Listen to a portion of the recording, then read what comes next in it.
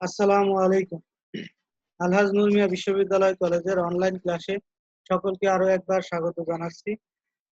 আজ রাষ্ট্রবিজ্ঞান বিভাগের অনার্স চতুর্থ বর্ষের ছাত্রছাত্রীদের সাথে আধুনিক আধুনিক রাষ্ট্রচিন্তা বিষয়ের একটি সংক্ষিপ্ত প্রশ্ন নিয়ে আলোচনা করব। প্রশ্নটি হচ্ছে, রেনেসাঁ কি, অথবা রেনেসাঁ বলতে কি বুঝো?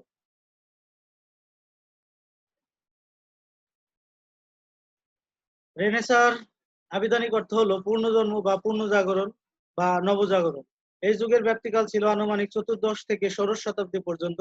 আধুনিক ইউরোপের উদ্ভবের ক্ষেত্রে রেনেসাঁস অত্যন্ত গুরুত্বপূর্ণ বিষয়। এটি মূলত একটি দীর্ঘস্থায়ী সমাজ পরিবর্তন প্রক্রিয়া। এই রেনেসাঁসের ভেতর দিয়ে আধুনিক পাশ্চাত্য সভ্যতার উত্থান ঘটেছে এবং একই সঙ্গে অবসান ঘটেছে মধ্যযুগে।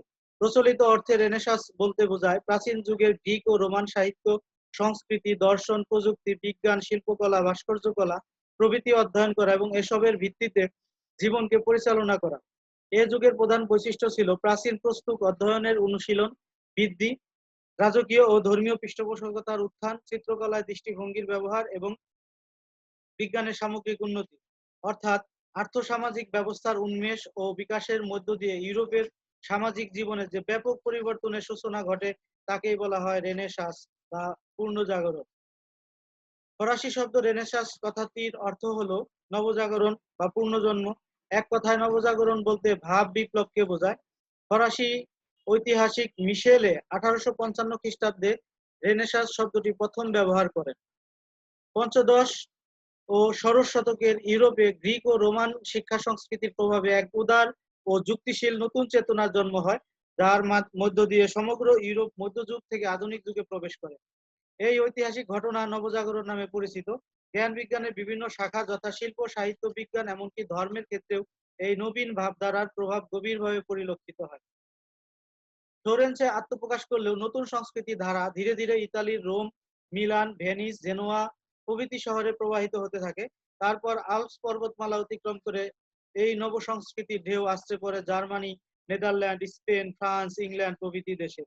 এভাবে ইতালি থেকে সমগ্র ইউরোপে নবজাগৃতি আন্দোলন বিকাশ লাভ করে। রেনেসাঁকে বিভিন্নভাবে সংজ্ঞায়িত করা হয়েছে। আবিধানিক অর্থে রেনেসাঁ শব্দটি এসেছে ফরাসি রেনেসাঁস শব্দ থেকে, যার মধ্যে রি অর্থ হচ্ছে ব্যাক এগেইন বা পূর্বে, পুনরায়। আর শব্দের অর্থ নেশাস শব্দের অর্থ নেশান্স শব্দের অর্থ বার্থ। এটা এসেছে ল্যাটিন শব্দ নেসেন্ট্রিয়া ফ্রম নাসি, যার অর্থ বিবরণ। শব্দটিকে দুটি ভাগে একসাথে ব্যাখ্যা প্রদান করতে গিয়ে অক্সফোর্ড ডিকশনারিজ.com এভাবে বলেন যে, the revival of European art and literature under the influence of classical models in the 14 to 16 centuries. আবার বাংলা একাডেমি কর্তৃক প্রকাশিত ব্যবহারিক বাংলা অভিধানে রেনেসাঁ শব্দটির অর্থ নির্দেশ করতে গিয়ে উল্লেখ করেছেন এইভাবে: কোন দেশ বা জাতির ব্যাপক জাগরণ, নবজাগরণ, নবজাগৃতি বলে উল্লেখ করেছেন। রেনেসাঁর আবিধানিক অর্থ রেনেসাঁ সম্পর্কে স্বচ্ছ ধারণা নাও দিতে পারে। সেজন্য বিভিন্ন গবেষক ও প্রতিষ্ঠান নিজ নিজ দৃষ্টিতে রেনেসাঁকে বিভিন্নভাবে বিশ্লেষণ করেন। জগৎ বিখ্যাত কালজয়ী বাঙালি দার্শনিক অধ্যাপক আমিনুল ইসলাম মনে করেন, 14 শতকের শেষ ভাগ থেকে শুরু করে 16 শতক পর্যন্ত জ্ঞান বিজ্ঞানের বিভিন্ন ক্ষেত্রে ইউরোপে যে বিস্ময়কর পরিবর্তন সূচিত হয় তাই রেনেসাঁ বা নবজাগরণ নামে পরিচিত। সুরেন্দ্র মোহন গঙ্গোপাধ্যায় তার রাজনীতির অভিধান গ্রন্থটিতে রেনেসাঁ বলতে বুঝিয়েছেন চতুর্দশ শতাব্দীতে ইতালি থেকে যে সাংস্কৃতিক ও মননশীল নবজাগরণ ক্রমে ইউরোপে ছড়িয়ে পড়ে এবং যে কাল পর্ব মধ্যযুগ থেকে আধুনিক যুগে ইতিহাসের উত্তরণ ঘটে, সেটাই হচ্ছে কি নবজাগরণ বা রেনেসাঁস। দেবাশিস চক্রবর্তী তার রাষ্ট্রচিন্তার ধারা নামক গ্রন্থে উল্লেখ করেছেন এভাবে: রেনেসাঁস এক কথায় স্বাধীন চিন্তার পথে আত্মশক্তিতে বিশ্বাসী হয়ে সৌন্দর্য অনুভূতি ও মানব প্রেমে উদ্ভাসিত হয়ে মানব জাতি চলার এক মন্ত্র বা প্রেরণা। বিখ্যাত বাঙালি ইতিহাসবিদ ডক্টর কিরণচন্দ্র চৌধুরী বলেন, রেনেসাঁ বলতে ব্যক্তিত্বের পুনর্জন্ম, অর্থাৎ মনের এক নতুন স্বাধীন সাহসপূর্ণ চেতনা এবং বলিষ্ঠ সমালোচনা ও অনুসন্ধিৎসার মনোবৃত্তি। ফরাসি শব্দ রেনেসাঁর কথাটির অর্থ নবজাগরণ, এটা আমরা আগেও বলছি। এক কথায় নবজাগরণ বলতে ভাব বিপ্লবকে বোঝায়। ফরাসি ঐতিহাসিক মিশেলে এই 1855 খ্রিস্টাব্দে রেনেসাঁ শব্দটি প্রথম ব্যবহার করেন।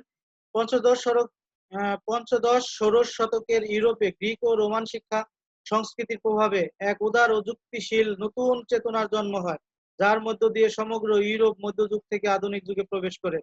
এই ঐতিহাসিক ঘটনাকে নবজাগরণ নামে পরিচিত বা নবজাগরণ বলা হয়। জ্ঞান বিজ্ঞানের বিভিন্ন শাখা যথা শিল্প, সাহিত্য, বিজ্ঞান এমনকি ধর্মের ক্ষেত্রেও এই নবীন ভাবধারার প্রভাব গভীরভাবে পরিলক্ষিত হয়। সুতরাং উপরোক্ত আলোচনা থেকে আমরা বলতে পারি যে রেনেসা কি বা নবজাগরণ সম্পর্কে আমরা জানতে পারলাম।